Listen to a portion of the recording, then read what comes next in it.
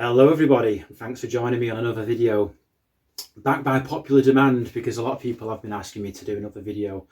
I know it's gone a little bit quiet recently, and I have to say, I'll be totally honest with you. The reason why is because I don't really benefit from these videos at all. These videos are for you, they're for your benefit, to help share some of my knowledge and experience. And as a bit of entertainment to show you around some of the animals I've got and hope that you enjoy seeing them. So we'll do that today. But as I say, I don't make any money off these videos. I'm not Jake or Logan Paul. I don't have thousands of subscribers. A lot of people think that YouTubers make loads of money. These guys might, but unless you've got thousands of subscribers, hundreds of thousands of viewing hours, then you don't get any financial benefit from making YouTube videos at all. It'd be nice if I could one day. So if you're not already subscribed, I'd appreciate it if you do that today. But to be honest, this is quite a niche topic of keeping newts and other amphibians. So I don't expect to ever get thousands of subscribers, but I'll keep doing it when I can. For you guys, it's my gift to you, basically, for those of you that do enjoy it. So I'll take you around today and I'll show you some of the offspring that I've produced this year and some of the newer animals that I've added to the collection as well.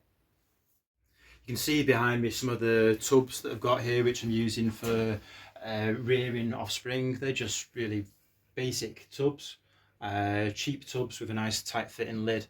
And I've used those in the past outdoors, which you've probably seen on some of the older videos if you've watched those. This year the weather has been absolutely awful. We've not really had any sun yet at all, and I've kept a lot of the newt larvae indoors just to keep them a little bit warmer. I say indoors, it's an outbuilding, a garage basically. I don't call it a garage because you'd never get a car in here, but an outbuilding that's attached to the house. It just get a little bit of warm through the wall probably.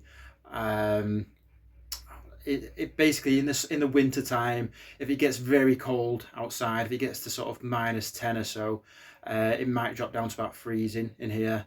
In the summer, it tends to provide a little bit of shade. There's a great big oak tree which sort of casts some shade on the outhouse and keeps it a little bit cooler in summer as well. So I do find it ideal for keeping amphibians in here, but it's not heated or cooled by any mechanical means. There's no fans, there's no heaters or anything like that. It is what it is in here, but it does tend to suit temperate amphibians quite well. So I'll show you inside some of these tubs that I've got inside here now.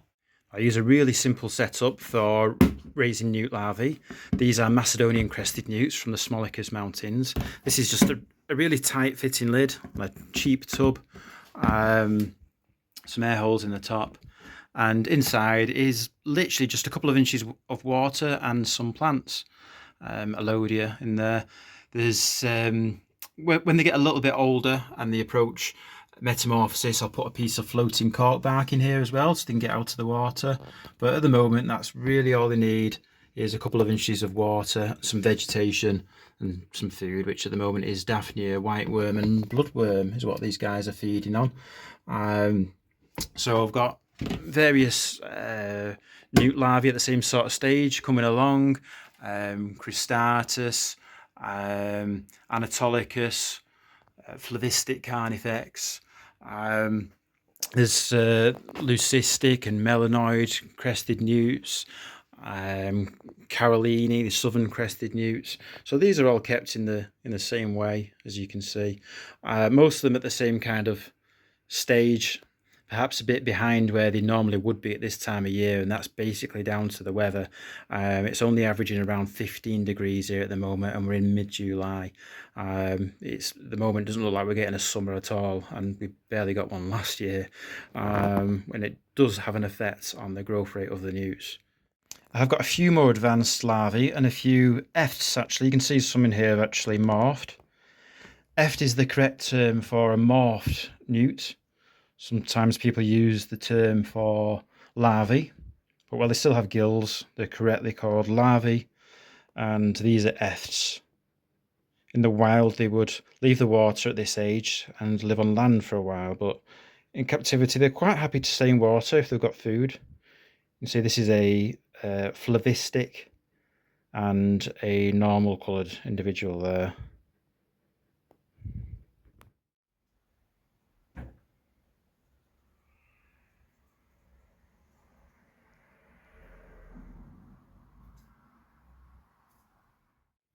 By this time of year, all of the adult newts have lost their crests. So this is a male. You can still see actually there's a tiny little bit of a crest left there. But the great big sail-like crest that these guys have, these are Danube Crested Newts. They have fantastic big crests during the breeding season, and you see they're reduced to next to nothing at this time of year. One thing that I've been working on recently is expanding my fire salamander collection. Now these are terrestris fire salamanders, or lined fire salamanders, which are probably the most commonly kept species in captivity. These are ones that I've actually had for a while, and I've just had a recent sort out of the outdoor enclosure where they've been living, and so they've got this temporary housing indoors at the moment. I'm actually sorting them out into two groups.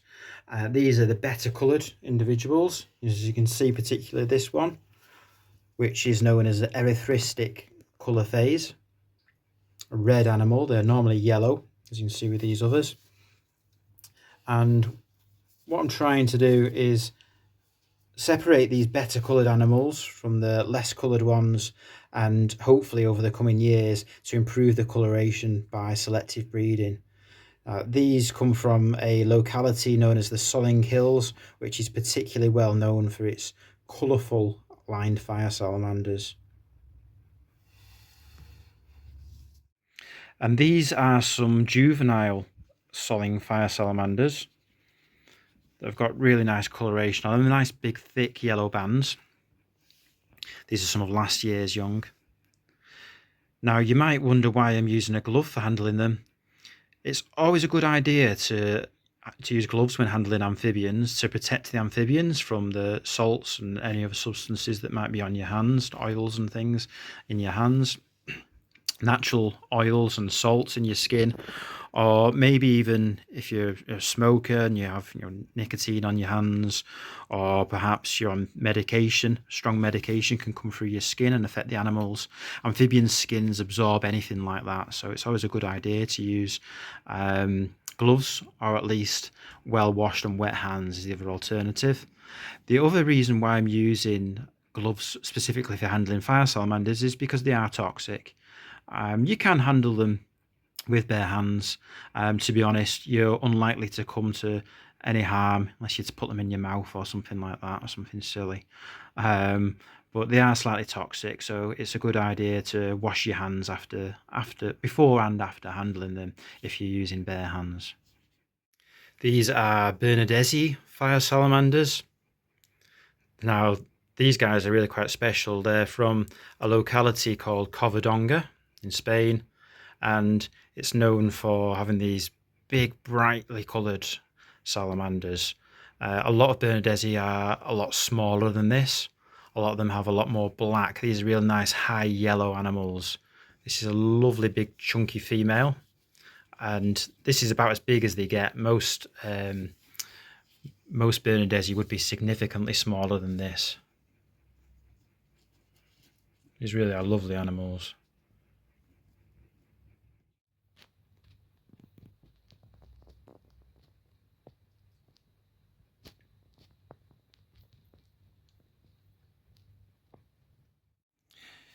This is a Galicia or Portuguese fire salamander. This one's about 3 years old now, maybe getting on for 4 years old. They reach sexual maturity about 4 years old, so she's not quite full grown yet.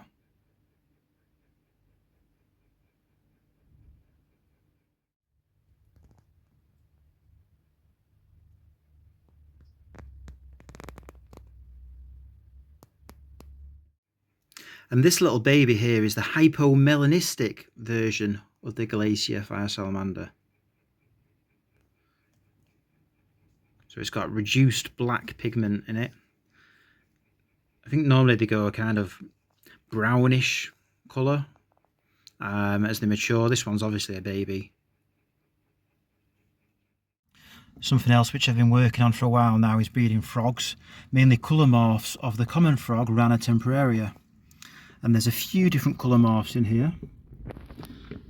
You can see this reddy orangey coloration, which I call erythristic.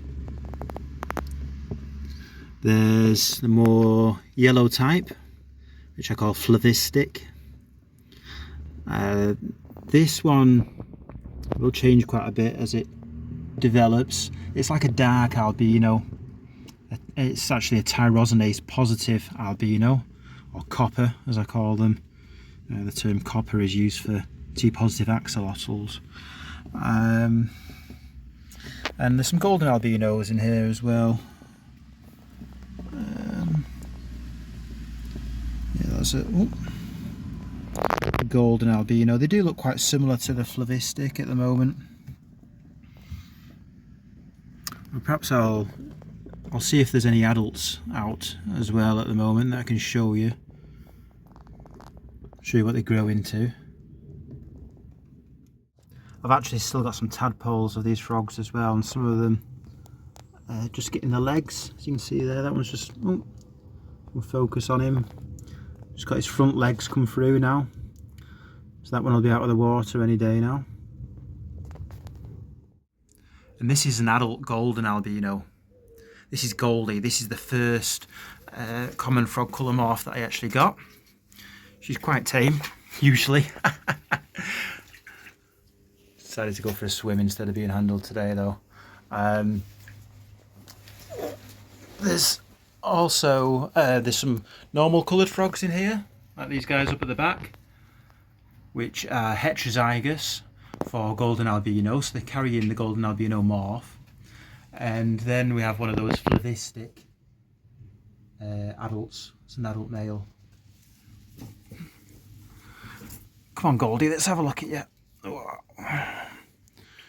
Yeah, she's a bit lively today. Oh. There we go. So that's the golden albino.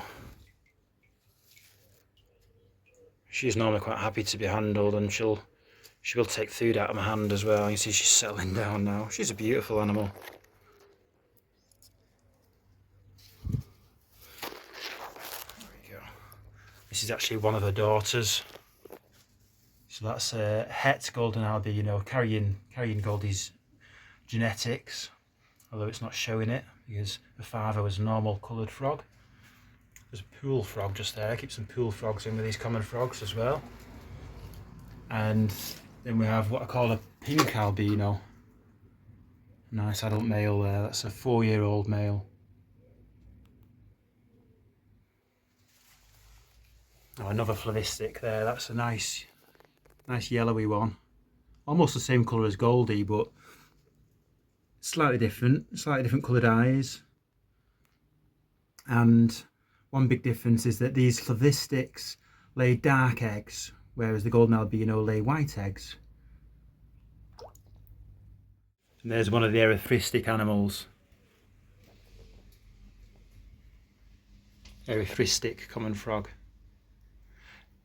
Now, these actually come from the same genetics as these yellow ones, the flavistic. So it's the same mutation, but it causes two different phenotypes, two different visual appearances, either yellow or red-orange. There's another fire salamander here. These actually live with the adult common frogs. This is salamandra. The nominate subspecies, as it's called.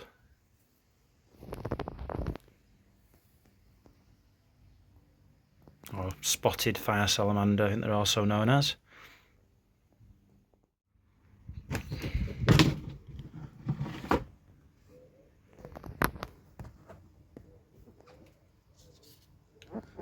These are pool frogs. They're just metamorphosing. There's quite a lot of tadpoles in here, and if you can see some little froglets as well. They're quite fast at the moment. You get quite big, these tadpoles. I don't know if I can show you that. Oh. Bigger than a common frog tadpole anyway.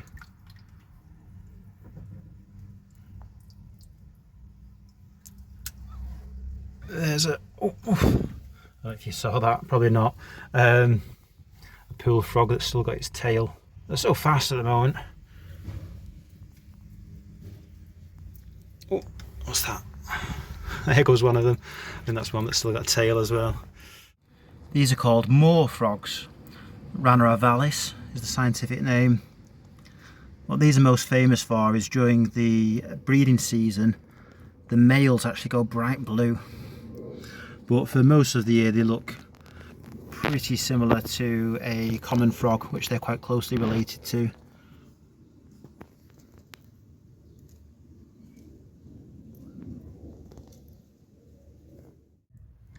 These guys are natterjack toads. See the greater running rather than jumping. They like to come out on us. We've got a little bit of sun today. They like to come out on a sunny day and bask. I was trying to get under those slates there that get nice and warm in the sun. It's one of the favourite spots. Of course, these are a protected native species, but these ones are captive bred of German origin. They're the same species as the British ones, but you know the ancestry of these is German, and they've been captive bred in the UK for several generations. I don't keep many species of newt other than different kinds of crested newts, but in here are some Bosca's newts. I'm just cleaning them out, so I may as well show you now. These are basically like a Spanish version of our native smooth newts, closely related to smooth newts. So they're significantly smaller than the crested newt species. Lovely little animals though. So as you can see, there's quite a lot going on. I've got quite a lot of offspring around me at the moment, and I quite regularly get people contacting me asking me if I have surplus offspring available. I do prioritise swapping and exchanging offspring with other collectors and hobbyists like myself. I am just a hobbyist at the end of the day, so I don't have a website where you can go and purchase these animals or anything like that. But generally I do have some surplus available of various species each year. So you're welcome to contact me. Sometimes you might have to get on a waiting list for certain species. I'll drop my email below, but as I've said before, I'm not always fantastic at responding to emails. Facebook's probably better if you do Facebook. You can follow the UK Crested Newts Facebook page if you're not already. I do generally keep that more up to date, to be honest, with photos and updates than I do on YouTube. If you want to just contact me and ask me for any help and advice as well. I'm not going to claim to be the biggest expert in the world or anything like that, but you know, I've got a couple of decades of experience of keeping amphibians, so I'm more than happy to share the knowledge that I've gathered in that time doing that. So I'll try and do another video again soon, and until then, thank you for watching.